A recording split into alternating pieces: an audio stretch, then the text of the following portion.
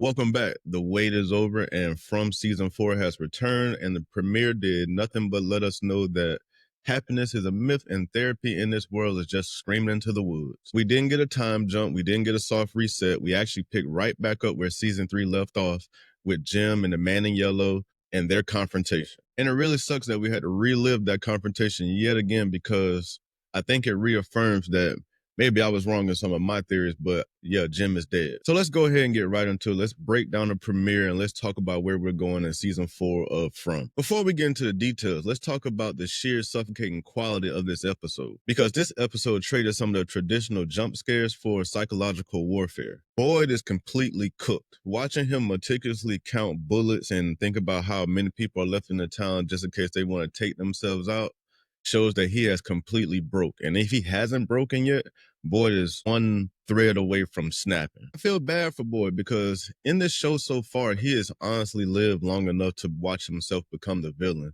All he has done is try to help everybody in this town, but it backfires on him every single time. And you could tell that the emotional weight that has been placed on his shoulders has completely worn him down and broken him down. And I think the breaking point was watching him see Smiley reborn. And it doesn't help that right before that, he helped beat down Elgin to, figure out where Fatima was to get to where all this happened. But Boyd is doing everything in his power to try to keep everything together, but he's losing himself in the process. You had the female cop talking about, I don't know who you were before, but you're a monster now.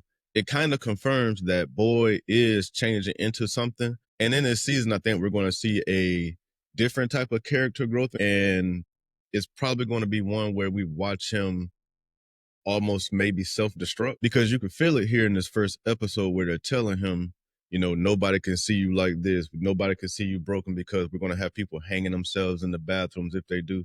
So Boyd is the moral compass, as flawed as he may be, to the entire town. And if he breaks, everybody breaks. And that's very poetic cinema if you really think about it. And I think stress and claustrophobic pressure was the point to this episode, because then we have to nod to Fatima going through everything that she's going through. She literally gave birth to a reborn Smiley, and she's going through this Rosemary's Babies type trauma, and she's losing it. And she's yet another person that was strong at one point in this community, but now she's having this psychological break. And I don't know how much more she could take before maybe she does something crazy. But could you blame her if she did? And I'm not talking about killing herself, but Fatima may go full Boyd and go out into the woods and try to kill one of the monsters herself because she's losing it. Then one of the wildest performances of the day was Ethan. This kid, I feel so bad for, because you could tell that he knows his dad is dead and he's so numb to it. We had the car that crashed into the police station and, he asked if that person is dead. He's really, really numb to some of the death and the tragedy that happens now. And that's terrible for a kid of his age because, he should be having a little bit more fun, and it sucks that he's trapped in this town. And it's actually kind of terrifying how a child could be so desensitized to their environment around them. All right, now with that being said, let's go ahead and dig further into this episode. So first we have the pastor and his seizure sync. Did you notice that he had a seizure coming into town as well, just like Elgin and Sarah did? Although we didn't see it, obviously, but they mentioned that he had a seizure on his way into town.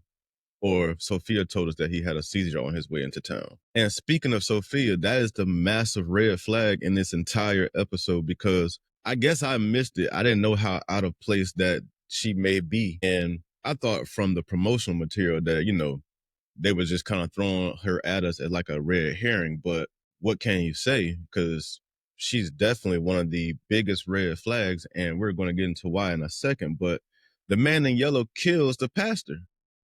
And it's all to keep him from revealing what really happened on the road when he came into town. But it also proves that the man in yellow has been operating inside this town the entire time, and he may have been closer than we thought most of the time that we've been watching this show. So maybe he is the main person that's been sitting behind the scenes, pulling the strings, deciding who lives and who dies. And then the Elgin and Sarah of it.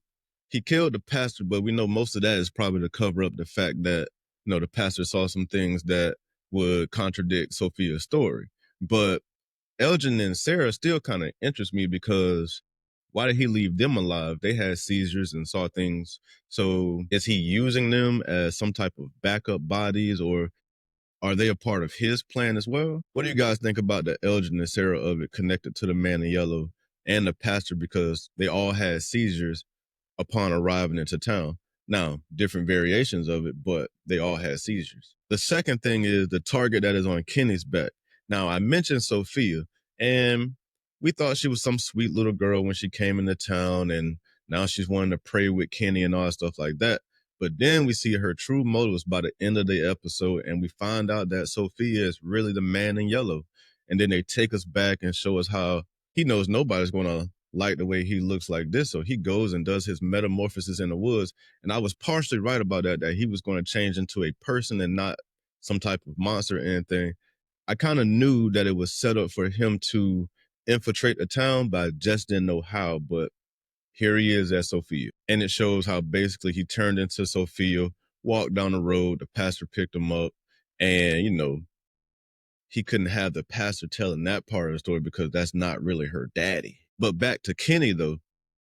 If you got stock in Kenny making it through this season, you may want to pull it out now, because I don't think Kenny is going to make it too far from Smiley recognizing him down in the cage, hello, Kenny, or Sophia wanting to pray with him, and obviously that's the man in yellow.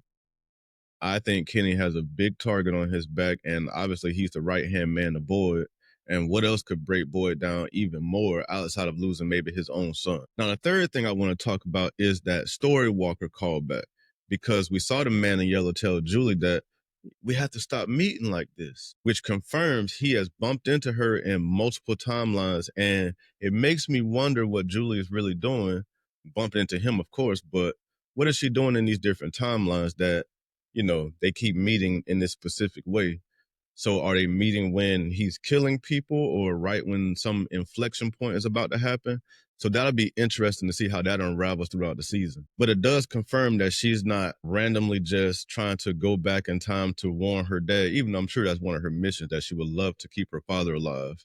But it shows that she has a different type of mission, and she's obviously further in the future because, she has the shorter haircut, and we see her in this episode with the longer hair. So how far into the future is that Julie? We don't know yet, but that is obviously two different Julies that we're going to see in this season, at least two, if not more than that. But the man in yellow is fully aware of what Julie is doing, and I'm sure he's not going to let her do these things without some type of consequence, because, like we all know, knowledge has a cost. And while her father learned something and he died, was it maybe Julie that caused that? Because she's obviously learning things as she's doing these story jumps.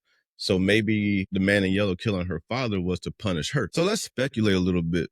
Where do you guys think this runaway train is going to go next? Because we know the town clearly is going to tear itself apart, or at least that's what the man in yellow wants to happen. This is his favorite part, after all.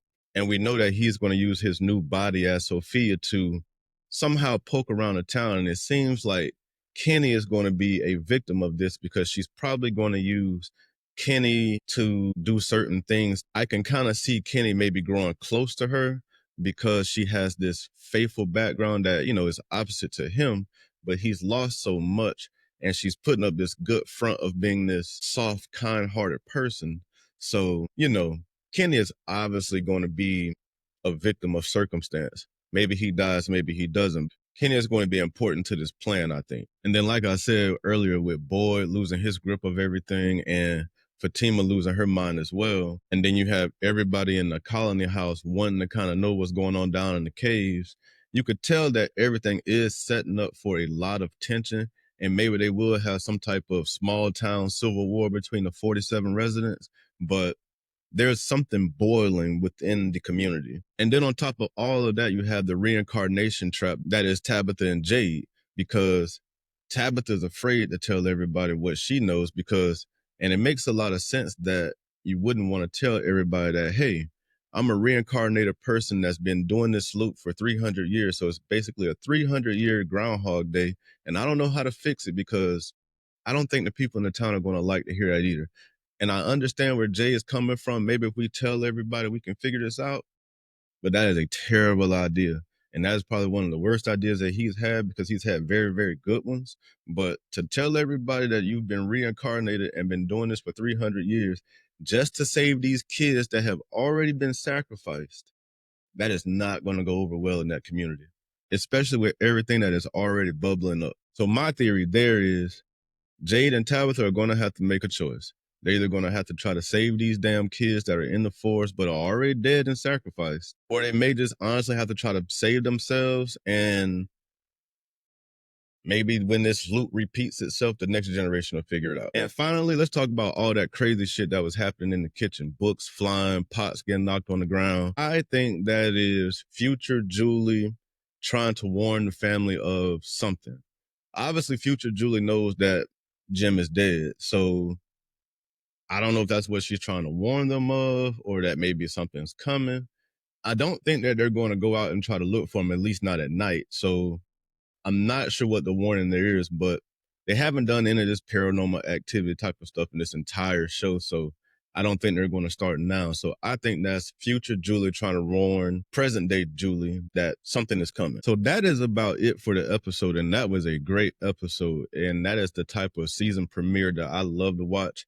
It is deep, it is dark, it is gripping, and it is everything that I wanted and have been missing from this show because they skipped all of 2025. But thank you for giving us this after all of that time, because I am locked back in and I cannot wait to the next episode. Clearly, the lore is expanding, the dread is there, and it is not going anywhere. And like I said, I'm locked back in, and I think you guys are probably are too, especially if you're watching this, because where are we going next? So that's the job for you guys. Let me know down in the comments where you think we're going in this season, because some of the places I thought we were going, and if you notice, a lot of the trailer was in the first episode, so they didn't really give us a lot to pull from even in the trailer. So I think the rest of the season is going to be a mystery, and where I may have had some of my theories right, I did have a couple of them right.